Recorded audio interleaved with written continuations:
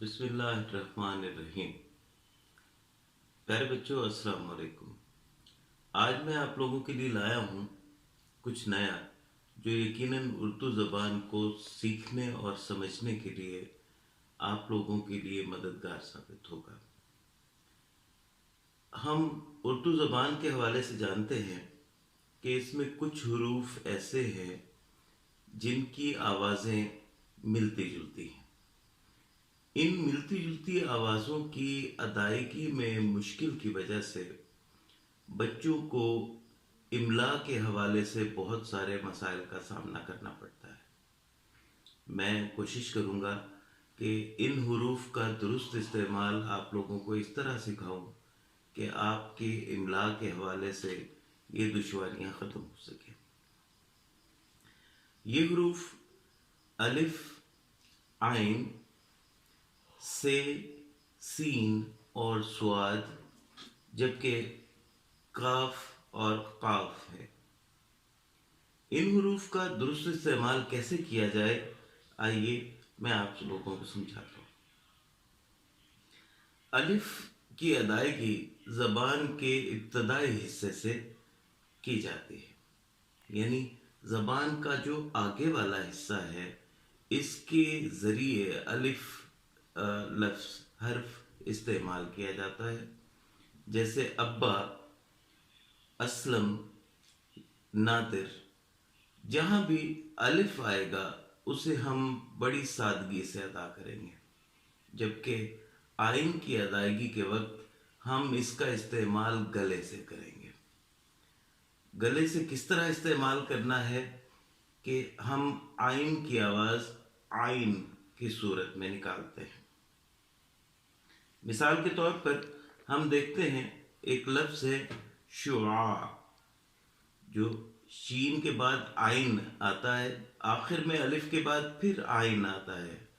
चूँकि आखिर में जो आइन है वो हरकत नहीं कर रही, साकिन है, तो इसलिए उसकी आवाज़ में इतना ज़ोर पैदा नहीं होता, मगर वो उस लफ्ज़ का हिस्सा ज़रूर है। इसी तरह आलिम और आलम है। इसी तरह आरक एक लफ्ज़ है, अदल है। ये तमाम अल्फाज, इनमें आइन का इस्तेमाल गले से किया जाना है। अगर आप इन हुरूफ का दुरुस्त इस्तेमाल करेंगे तो यकीनन लफ्ज़ लिखते वक्त आपको मालूम होगा कि यहाँ अलिफ लिखा जाना है या आइन लिखा जाना है। इसी तरह एक हर्फ से है, हम अलिफ बे पे ते टे से पढ़ते हैं। से की आवाज़, सीन की आवाज़ और स्वाद की आवाज़ एक जैसी है, लेकिन इनकी अदायगी को अगर याद रखा जाए तो इमला के हवाले से दुश्वारियों में कमी हो सकती है। से को जब हम अदा करते हैं तो हम अपनी ज़बान का अगला हिस्सा इस्तेमाल करते हैं, लेकिन साथ ही साथ से को दोनों दांतों के दरमियान रख के अदा करते हैं। याद रहे कि इस दौरान आपने जब से अदा करना है और दांतों के दरमियान ज़बान होगी तो दांतों को हरगिज़ दबाना नहीं है, वरना नुकसान हो सकता है। इसी तरह हम इसकी मिसाल देखते हैं, साबित। आप गौर करें तो साबित लफ्ज़ हम इस तरह से अदा करते हैं ताकि से के हवाले से अदायगी में कोई दुश्वारी ना हो। इसी तरह हम समर इस्तेमाल करते हैं लफ्ज़। समर कहते वक्त भी ज़बान को समर इस तरह से इस्तेमाल करना है। इसी तरह सीन है।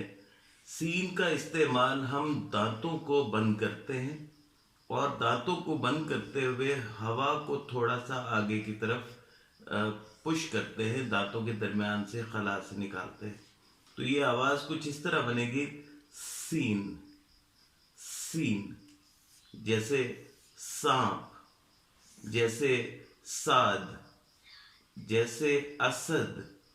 ये तमाम अल्फाज जहाँ जहाँ इनमें सीन का इस्तेमाल होता है, हम इसको اس طرح ادا کرتے ہیں تاکہ لکھتے وقت ہمیں دشواری کا سامنا نہ کرنا پڑے۔ اسی سلسلے میں سواد کو دیکھیں تو سواد کی ادائیگی، اگر آپ میرے منہ کی جو بناوٹ ہے اس کو دیکھیں سواد ادا کرتے وقت، تو ہلکا سا گول ہو جاتا ہے، اور منہ کو ہلکا سا گول کرنے کے بعد جب ہم سواد کا حرف پڑھتے ہیں تو تحریر کرتے وقت ہم سے املا کی غلطی انشاءاللہ ہرگز نہیں ہوگی۔ جیسے سراہی، جیسے خاص، جیسے سمد اور مصدر، جب ہم اس کو واضح طور پر صرف اپنی یادداشت کے لیے استعمال کریں گے، مصدر اور سراہی یا خاص، تو جب اس طرح سے ہماری املا میں دشواری نہیں ہوگی۔ اسی طرح کاف اور قاف، جب ڈنڈے والی کاف جس سے کتاب لفظ بنتا ہے اس کو ہم ادا کرتے ہیں تو اس کو ہم زبان کے درمیانی حصے سے ادا کرتے ہیں، کتاب۔ اور کمر، یہ جو ہماری پیٹھ ہوتی ہے، اس کمر کے لیے ہم یہ جو کاف استعمال کرتے ہیں یہ ڈنڈے والا کاف ہے، کتاب والا کاف ہے۔ اسی طرح ہم اس حرف کو اس طرح بھی استعمال کرتے ہیں کہ کام۔ آپ دیکھیں درمیانی حصہ زبان کا استعمال ہوتا ہے اور لفظ کی ادائیگی ہوتی ہے، یقیناً املا میں یہ معاون ثابت ہوگا۔ جبکہ جب ہم دو نقطے والا کاف یعنی قاف استعمال کرتے ہیں، اس کو ادا کرتے ہیں گلے سے، قاف قاف، اس طرح سے ادائیگی کرتے ہوئے لفظ کی املا کے حوالے سے ہمیں یاد رہے گا اور ہم کسی بھی دشواری کا سامنا نہیں کریں گے۔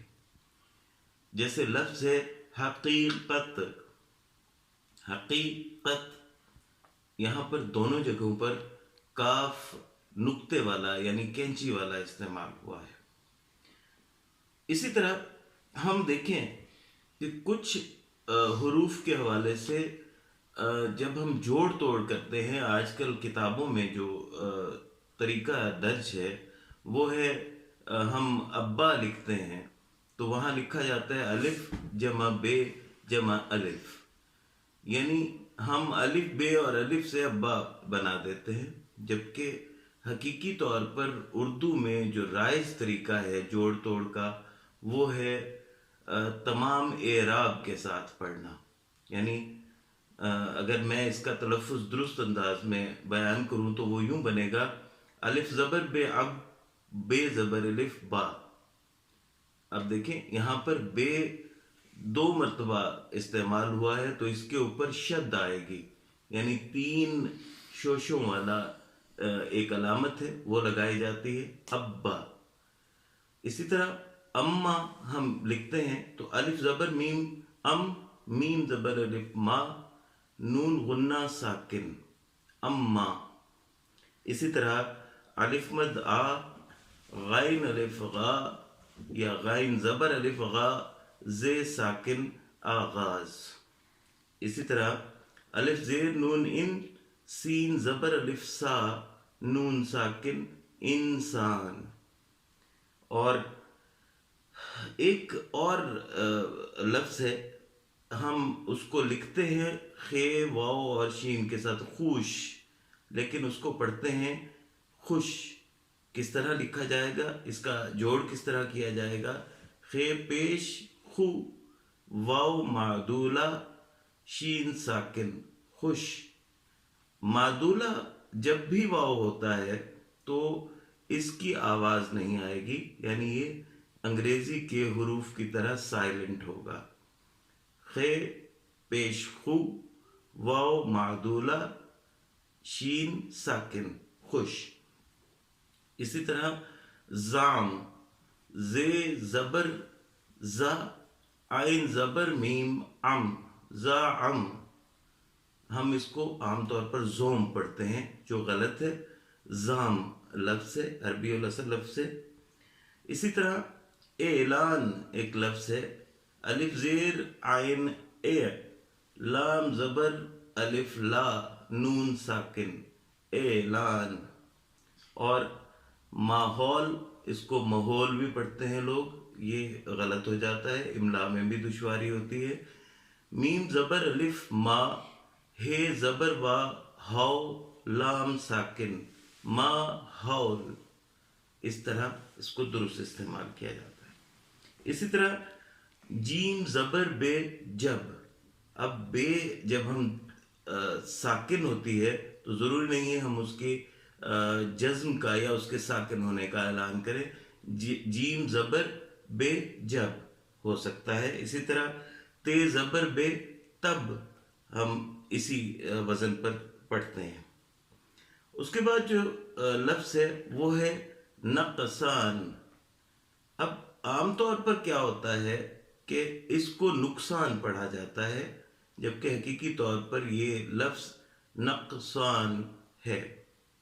نون زبر کاف نق، صاد زبر الف سا، نون ساکن، نقصان۔ اور اسی طرح ایک لفظ دماغ پڑھا جاتا ہے، دال زیر میم، دال زیر دی، میم زبر الف ما، غین ساکن، دماغ۔ تو یہ ہے وہ الفاظ جن کا درست طریقے سے جوڑ کرنا آج میں نے آپ کو سکھایا ہے۔ امید ہے آپ ان حروف کے استعمال کو بھی باقاعدہ طور پر اپنی مشق کا حصہ بنائیں گے، اور اس کے بعد ان الفاظ کا جوڑ کر کے ان کے ہم وزن الفاظ ڈھونڈیں گے اور ان کی باقاعدہ طور پر مشق کریں گے۔ یوں انشاءاللہ آپ لوگوں کو بہت کچھ سیکھنے کا موقع ملے گا۔ دعاؤں میں یاد رکھیے گا، اپنا خیال رکھیے گا۔ اللہ آپ سب کا حامی و ناصر۔ بہت شکریہ۔